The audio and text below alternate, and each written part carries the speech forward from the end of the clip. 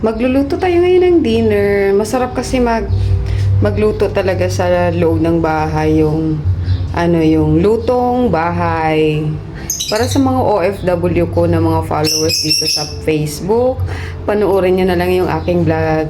Okay, magisa muna tayo ng bawang. Sagisahin. Wow. Gusto ko kasi maraming bawang. Ang bango ng bawang, oh. Smells good, nakaka-relax.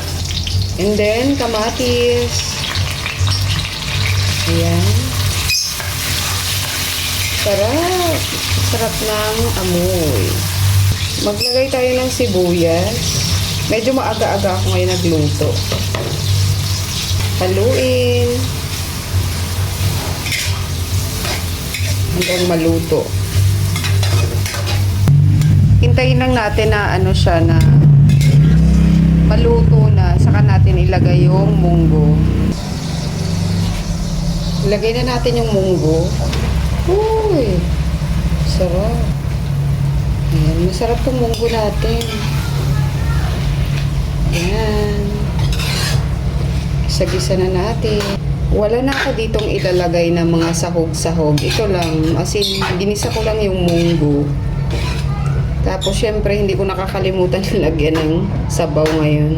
Tapos, lalagyan na natin siya ng sabaw. Ito yung sabaw niya kanina. Ayan. Para masarap yung munggo. Oh, yummy, yummy.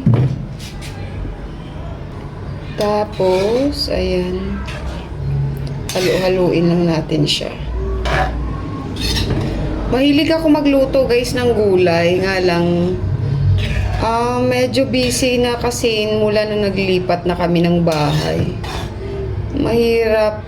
Nagbabantay ka pa ng massage tapos nag-asikaso ka pa dito sa isang bahay. So, kailangan talaga ng time management. Tsaka medyo late yung luto ko ngayon. Kasi tinamad akong gumising. So, kaya sabi ko, magluto na lang ako ng munggo. Lagyan natin siya, guys, ng chicken cubes. Tapos, lalagay natin yung sili na green kasi para medyo maanghang. Of course, itong malunggay. Buti na lang may malunggay kami dito. Ayan. Dumana si Kuya, nagbibinta ng tinapay. Kuya, meron akong tinapay. Ayan. Meron kaming malunggay dito, oh. Ayan. Ayan, malunggay yan siya. Oh, diba? Hindi, ayan, malunggay. Kaya hindi na kami bibili doon sa palengke. Diba? Thank you talaga. Kasi may malunggay na, 'di ba? Dapat kaya nga sabi nila, pag mahina ang iyong buto, kain ka lang ng yogurt or di magmalunggay. Tama ba 'yun? Correct if I'm wrong na lang. Oh, 'di ba? Sarap niyan. Maglalagay tayo ng magic sarap. Perfect. Maglalagay tayo, guys, ng patis. Hindi na ako naglalagay ng asin. Patis na lang. Another one. Halo-halo. Malapit na ito maluto. Isang kulo na lang. Luto na to. So, ready na ako for dinner. Tapos, magpiprito pa pala ako ng isda. Hayaan lang natin siyang kumulo.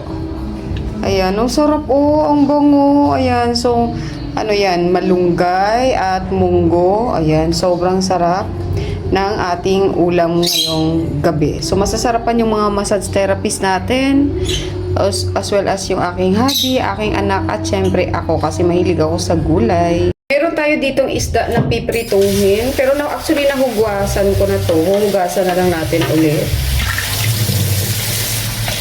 Ayan. Tingnan natin yung isda natin, guys, ng dato puti. So, i-marinate natin siya. And then, pagkatapos nito, maglalagay tayo ng mga kalamansi. Ayan. Para, masarap, mas malasa yung piprituhin nating isda. Ayan. Perfecto. Parang mura nga lang ngayon din yung kalamansi. Pag magprito pa kayo ng isda, ginaganito nyo rin. Hindi ako ganun kagaling magluto kasi hindi talaga ako nagluluto. Pero ngayon, wala tayong choice, kailangan naman natin magluto kasi meron na tayong partner sa buhay at may bata. So, kailangan magluto kasi kung puro na lang sa labas bibili, hindi mo kasi control kung yung pagluluto sa labas. Ayan. Boss, i-mix natin siya ng bonggang-bonggang. Wala na kasi akong kalamansi. Yun lang yung kalamansi na bili ko. Parang 7 peraso. Ayan. Luto na yung ating dinner for tonight. Ito yung ating munggo na may malunggay siya na ginisa ko. Ayan na yung magiging dinner natin. So, ang gagawin ko naman, yung isa ay ipiprito ko naman yung isda. Bye!